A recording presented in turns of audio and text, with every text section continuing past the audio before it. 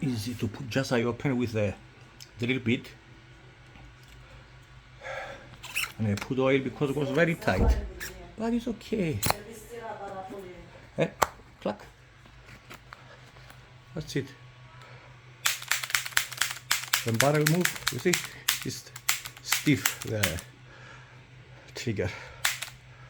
What do you think? Nice, huh?